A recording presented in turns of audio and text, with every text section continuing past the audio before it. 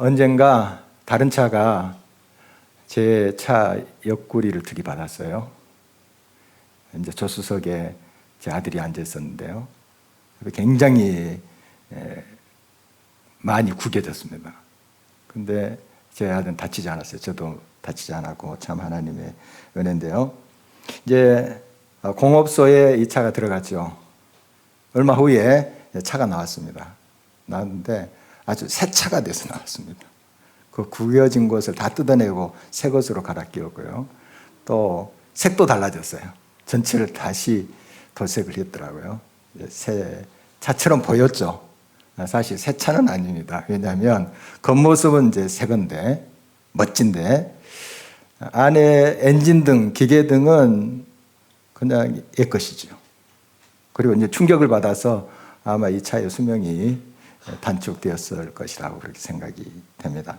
사람의 몸은 우리 육체, 또 정신, 영혼 이런 것으로 구성이 되어 있죠. 영혼육으로 이제 구성이 됐는데 단순히 질병에서 치료를 받는다, 자유케 된다 하는 것은 마치 이제 차의 외관만 바꿔지는 그런 모습으로 비유할 수 있어요.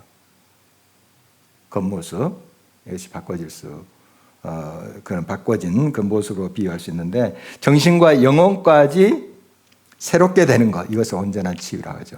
영혼, 육 이게 다 치유가 되는 것을 전인적 치유다 이렇게 우리는 말하고 있습니다. 사람들은 보통 육체의 치유에 대해서 더 많은 관심과 시간을 쏟아요. 물론 육과 우리 정신과 영혼은 다 연결되어 있습니다. 다 연결되어서 이게 영향을 주는데요. 그런데 이제 사람의 관심들은 어떤 정신, 영혼 이런 것보다도 육체의 그런 질병을 고침받는 게 더 또 시급한 문제라고 이렇게 생각하면서 접근을 많이 하는 걸 알 수가 있습니다.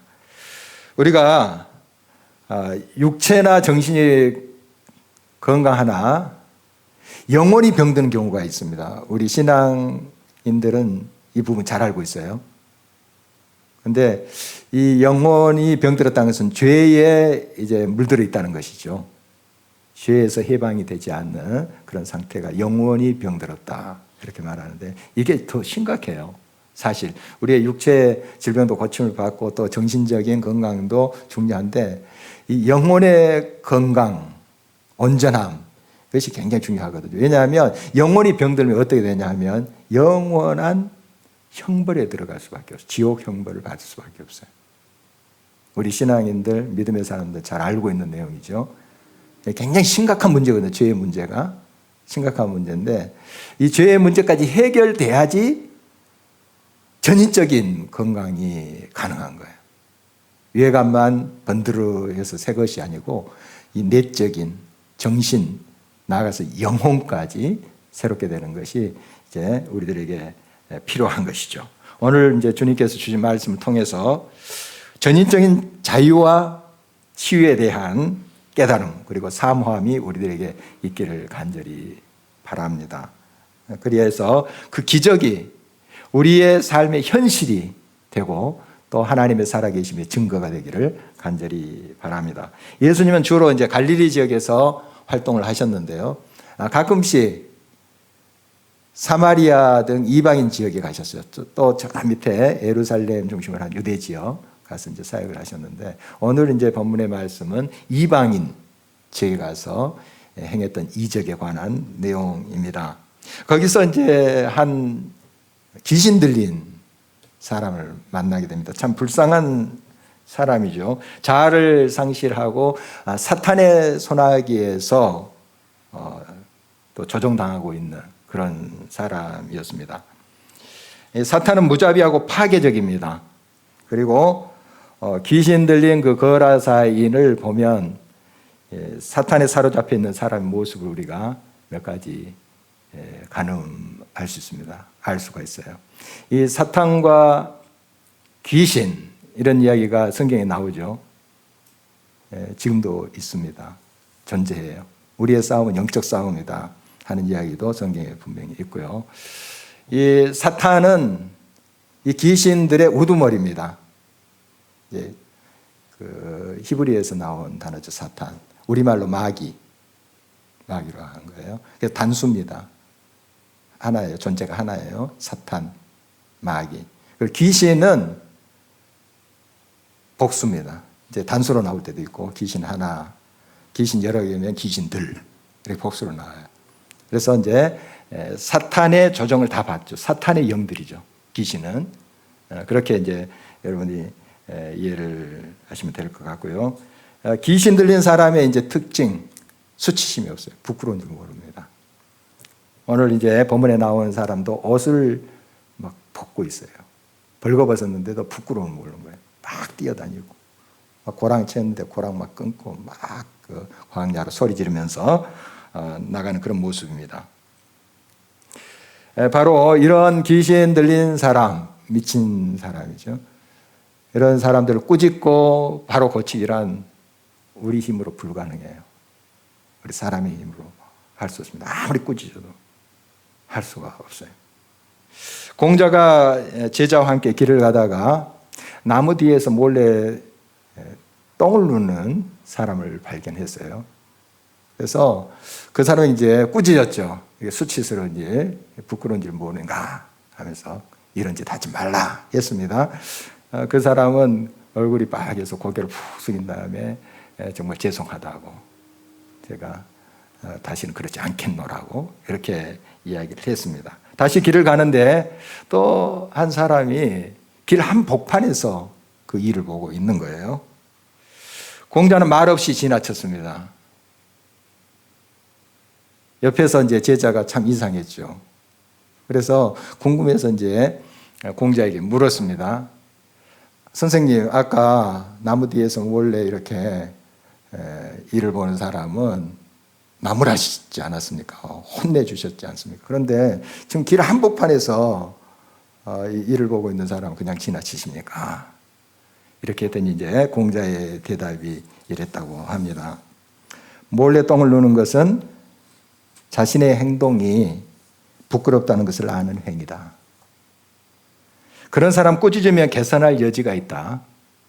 하지만 대놓고 길을 한복판에서 똥을 싸는 사람은 미친 사람이다. 부끄러움을 모르니 꾸중도 교육도 필요 없느니라. 그런 사람을 불러놓고 꾸짖거나 화를 내봤자 도리어 내게 똥이 묻을 것이다. 부끄러운 짓을 하고도 수치심을 느끼지 못하는 자들이 있습니다. 온갖 거짓과 불법을 행하고서도 그것이 얼마나 추한 것인지 그들은 잘 알지 못합니다. 미친 자들이죠. 귀신 들린 거라사이는 무덤 사이에 거했습니다. 언젠가 이제 이집트 카이로에 갔더니 공동묘지가 있었어요. 봤더니 거기서 사람들이 살더라고요. 설명을 들어보니까 아주 빈민층 등 그분들이 거기서 이제 살고 있었어요. 우즈베키스탄에도 비슷한 광경을 본 적이 있어요. 이제 거할 곳이 없으니까 그곳에 와서 이제 무덤 사이에 얼기설기 이렇게 천막을 쳐놓고 사시더라고요. 그런데 오늘 본문에 나오는 거라사인이 자기 집이 없어서 무덤 사이에 있는 건 아니에요. 미쳤기 때문에 멀쩡한 집 놔두고 거기서 지금 살고 있었습니다. 제대로 먹기나 했겠어요?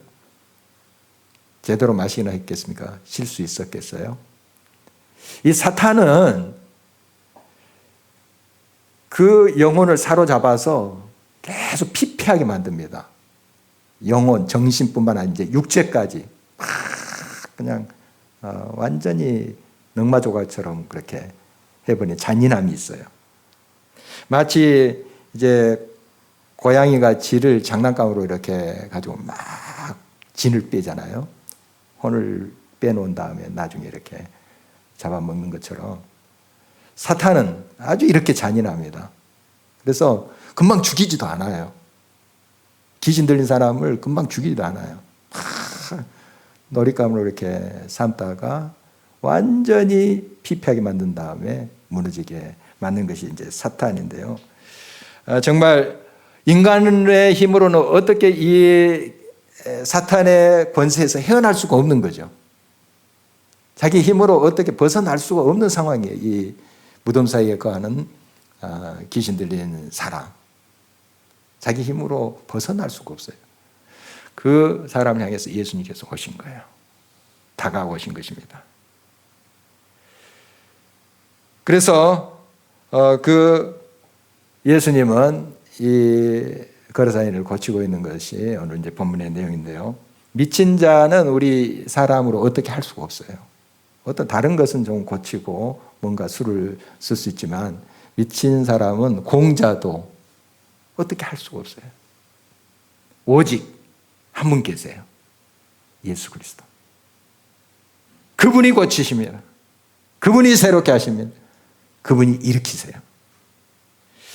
거라사인을 휘어잡고 있던 귀신이 예수님을 보자 막 소리를 질렀습니다. 그리고 예수님 앞에 넋죽 절하는 거예요.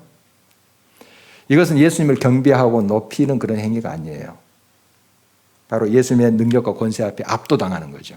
그래서 굴복하고 있는 모습입니다. 곧 자기 방어의 술책이었던 것이죠. 아주 교활합니다. 그래서 이제 어디면서 떠나가 주시기를, 나를 괴롭게 하지 마소서 하면서 떠나가 주시기를 그렇게 이제 구하는 것이죠. 사실 이 귀신이 예수님께 나를 괴롭게 하지 마소서 하면서 떠나가기를 이제 구하고 있지만 자기는 많은 영혼들을, 많은 사람들을 괴롭게 하는 자예요. 이 사탄의 귀신의 권세에 잡혀 있는 사람들 특징이 그거예요. 다른 사람의 괴로움과 고통과 그 한숨에 대해서는 무감각합니다. 그런데 자기가 괴로움을 당하고 자기가 고통을 느끼면 막 난리를 피워요. 이게 그들의 특징입니다. 굉장히 이기적이죠. 사람의 인격을 파괴하고 비참하게 만들어 죽게 하는 것이 그 사탄의 목적이에요. 예수님은 거라사인을 사로잡고 있는 귀신을 향해서 그의 이름을 물었죠. 그랬더니 그가 군대라고 대답을 했습니다. 이 군대는 헬라어로 레기온이라는 것인데, 레기온은 군사가 6,000명 되는 군대 조직이에요. 어마어마하죠. 이 6,000개의 귀신이 달라붙은 거예요. 하나의 귀신도 한 사람의 삶을 완전히 망가뜨립니다. 귀신의 능력은 대단하죠. 그런데 6,000개의 귀신이 지금 이 사람에게 달라붙어 있었어요. 얼마나 그 고통이 심했겠습니까? 그 누구도 이를 그 수렁에서 끄집어낼 자가 없습니다. 오직 예수 그리스도밖에 없었던 것이죠. 예수님 그래서 그에게 다가오신 것입니다. 예수님께서 거라사인을 치료하실 의도를 분명히 가지고 계시다는 것을 이 귀신들은 잘 알고 있었습니다. 그래서 그냥 이 상황을 넘어가지 않을 거라는 걸 알고 있어요. 그래서 그 귀신들은 예수님께 이렇게 이제 간청을 해요. 거기에 이제 돼지떼들이 있었어요. 돼지떼들이 있는데 그 돼지떼들에게 우리가 들어가게 해달라고 이렇게 간청을 했죠. 예수님 허락하셨습니다. 귀신들은 그 사랑에서 나와서 돼지떼에 들어갔습니다. 돼지떼가 이제 미치게 된 거죠. 귀신이 들어갔으니까. 산비탈 내리달아서 그 갈릴리 호수에 들어가 몰사했습니다. 마가복음 5장 13절에 보면 그 수가 2,000마리 정도 되었다, 이렇게 기록을 하고 있습니다. 정말 엄청난 수의 그런 돼지가 몰사했습니다. 이 광경을 본 그 돼지치던 사람들이 놀랐죠. 굉장히 두려워했습니다. 그리고 도망갔습니다. 동네에 가서 또 성읍에 가서 그 상황을 다 이야기했어요. 사람들이 몰려왔습니다. 뭐 진짜냐? 와봤더니 진짜 말 그대로 벌어지고 있는 거예요. 그 미쳐서 날뛰던 사람을 동네 사람 다 알고 있습니다. 그 사람이 어떤 사람은 다 알고 있어요. 그런데 옷을 딱 입고 예수님 발치에 아주 조용히 앉아 있는 거예요. 온전하게 된 거예요. 얼마나 그게 충격적이겠습니까? 굉장히 놀랐겠죠. 거라사인의 땅 근방 모든 백성들은 예수님께서 떠나가시기를 그렇게 간구했어요. 다른 지역에 보면 예수님께서 이적을 행하시고 병 고치시고 막 귀신 내쫓으시고 그러면 좀 더 있어 주세요, 이렇게 해요. 그런데 이 사람들은 예수님을 떠나가 주시기를 그렇게 구하는 겁니다. 왜 그랬을까요? 이 사람들은 이제 돼지를 쳤다 하는 것은 유대인들이 아니라는 걸 알 수 있죠. 유대인들은 이제 돼지 치거나 돼지 고기를 먹지 않습니다. 이방 사람들이에요. 우상 문화, 귀신의 문화에 젖어 있는 사람들이에요. 이런 사람들이 예수님께서 오시자 불편해진 거예요. 자기들의 익숙한 그 문화의 옷, 우상의 옷을 입고 있는데 이것을 벗기가 싫은 거예요. 예수님이 뭔가 지금 하시려고 오셨다는 걸 느끼지 않겠어요? 그래서 진정 그들이 영과 육과 혼이 자유와 치유를 받기 위해서 예수님이 오신 거예요. 그들의 가장 큰 선물 주시기 위해서 오신 것 아닙니까? 그런데 자기들이 가지고 있는 지금 익숙한 것을 놓지 못해서 그 정말 보배로운 기회를 차버리는 거예요. 새롭게 될 수 있었고 하나님의 백성으로 새롭게 설 수 있는 기회를 그들이 차버린 거예요. 참 불쌍한 사람들입니다. 그리고 그들이 예수님이 이제 가시라고, 예수님을 다른 곳으로 이제 가시라고 이렇게 했던 이유는 또 경제적인 이유가 있어요. 이 2,000마리 돼지 때 한 마리당 20만 원으로만 계산해도 4억 원이에요. 굉장히 큰 손실이죠. 그래서 더 많은 이제 돼지떼들이 있을 텐데, 또 가축떼들이 있을 텐데, 또 귀신 들린 사람이 있을 거 아니에요. 예수님이 다 고치면 자기들에게 어떤 일이 일어날 것인가 하는 것이 계산이 되는 거예요. 경제적 손실이 있겠다 이렇게 생각하는 거죠. 이 경제적인 이유보다도 정말 그들의 삶, 영혼의 문제가 더 귀한 거 아닙니까? 이 세상의 삶은 있다가 없어지는 거예요. 잠깐 있다가 우리는 가는 거예요. 그러나 영원한 삶이 있잖아요. 예수 그리스도를 만나고 전인적인 건강함을 회복해서 참된 구원에 이르는 것이 얼마나 귀한 것인지 그들은 잘 알지 못했죠. 깨닫지 못했죠. 그리고 지금 눈앞에 보이는 경제적 손실, 여기에 마음을 두고 있었던 거죠. 우리는 어디에 많은 관심을 가지고 계신가요? 돈 하면서 진짜 미친 돈, 곧 돼지처럼 하나님께서 주신 기회, 구원의 기회, 생명의 기회, 자유와 치유의 기회를 차버리는 그 어리석은 인생과 같은 그런 삶이 되어서는 안 되겠습니다. 그들은 막대한 재정적 손실을 입은 예수님께 손해배상 청구하지 않았습니다. 물어내라 이렇게 하지 않았어요. 왜냐하면 그만큼 그들은 두려웠어요. 그리고 그 정도에서 예수님께서 떠나가기를 원했던 거죠. 참 불쌍한 사람들이었습니다. 예수님을 만난 사람은 참된 자유와 치유를 경험했습니다. 물론 그 기적은 피상적으로 만난 사람들에게 이루어지지는 않았어요. 이 거라사인 지방에 있는 사람들, 예수를 만났잖아요. 그러나 진정 예수님을 만난 게 아니에요. 눈앞에 메시아이신 예수 그리스도를 보았지만 그 예수님을 받아들이질 않았어요. 서기관과 바리새인들도 마찬가지예요. 예수님과 만나서 대화도 하고 또 예수님의 역사를 봤어요. 그러나 그들은 진정으로 예수 그리스도를 마음에 모시지 않았어요. 예수님의 말씀에 따라 나서지 않았어요. 우리가 예수님을 만나는 것이 피상적이 되어서는 안 됩니다. 아무리 예수님이 대단한 역사를 베푼다 할지라도 우리가 그 예수님을 피상적으로 알고 있을 때 역사는 우리의 현실이 되지 않습니다. 예수 그리스도를 마음에 모셔야 됩니다. 주님으로 모셔야 돼요. 말 그대로. 내 삶의 주인, 내 삶의 모든 것을 결정하시는 그 분으로 모셔야 돼요. 진정한 이 만남이 있을 때 그 내 안에 계신 주님께서 역사하십니다. 치유하십니다. 자유케 하십니다.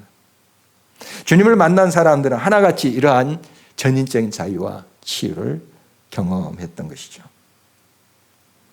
한덕순 씨는 19세 때 한 청년을 만나서 사랑에 빠지게 됐습니다. 너무 좋은 거예요. 말도 통하고 또 생각하는 것도 굉장히 방향이 또 일치하고. 그래서 정말 마음으로 그 청년을 사랑했습니다. 그러나 그 남자친구가 가끔씩 이상한 행동을 하는 거예요. 그러나 이제 사랑이 빠져 있기 때문에 뭐 크게 그렇게 신경을 쓰지 않았습니다. 몇 달이 지나 그가 마약 중독자라는 것을 알게 됐어요. 그러나 이미 이제 사랑하는 마음이 있기 때문에 자기가 사랑의 힘으로 이 사람을 고쳐버리라, 이런 마음이 생긴 거예요. 사랑의 힘은 놀랍죠. 위대합니다. 고치겠다. 4년 사귄 다음에 결혼을 했어요. 그러나 결혼한 지 10년 지나도 이 남편이 그 마약 중독에서 헤어나지 못하는 거예요. 얼마나 힘이 들었겠습니까? 한번 상상을 해보십시오. 하루하루가. 이 남편은 그 마약 중독 때문에 감옥을 제 집 드나들듯이 그렇게 하는 거예요. 그 옥바라지를 계속 하는 거예요. 점점 지쳐갑니다.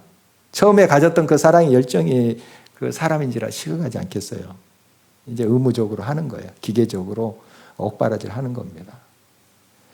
그러면서 너무 마음이 이제 텅 비게 되는 거죠. 술을 대기 시작했습니다. 이 분이 알코올 중독이 돼버렸어요. 그러던 중에 이제 둘째 아이가 태어났는데도 기쁘지를 않아요. 아이가 태어나면 막 기쁨이 있고 막 또 새 소망이 솟아나고 하지 않겠습니까? 그런데 너무 마음이 황폐하게 되고 삶이 황폐하게 돼버리니까 아기가 태어나도 기쁨이 없어요. 남편은 여전히 마약 중독에서 헤어나지 못하고 이 한독순 씨마저 알코올 중독에 빠지고 이게 심해지자 자살 충동까지 생기는 거예요. 참 얼마나 비참한 가정입니까? 소망이 없어요. 인간의 힘으로 이런 상황에서 벗어나기가 거의 불가능에 가까워요. 이제 의지도 제대로 작동이 안 됩니다. 내가 헤어나리라, 뭐 술을 끊으리라, 이게 안 되는 거예요. 그 단계에서는. 이때 우리 주님께서 그들 향해서 손을 내미셨습니다. 이제 사람을 통해서 역사하시는데요. 소망을 나누는 사람들이라는 이제 마약 중독자 재활을 돕는 그런 단체가 있다고 해요. 주님께서 그들을 보내주셨어요. 거기에 이제 대표인 목사님도 17년 동안 마약 중독에 빠졌다가 헤어난 사람이에요. 알죠. 그들의 상황이 어떻게 되는지 알죠. 그래서 이 목사님 만난 예수님을 이 부부가 만난 거예요. 인간의 힘으로 할 수 없고 스스로 헤어날 수 없는 그 수렁에서 그 말씀이 들어가고 예수 그리스도의 능력이 들어가니까 그들이 일어나게 되는 거예요. 새 소망을 찾게 되는 거예요. 그래서 그들이 이제 자기들과 같이 그 고통을 당하고 있는 사람들 위해서 강연도 하고 상담도 하고 이렇게 돕는 사역을 하고 있다는 거예요.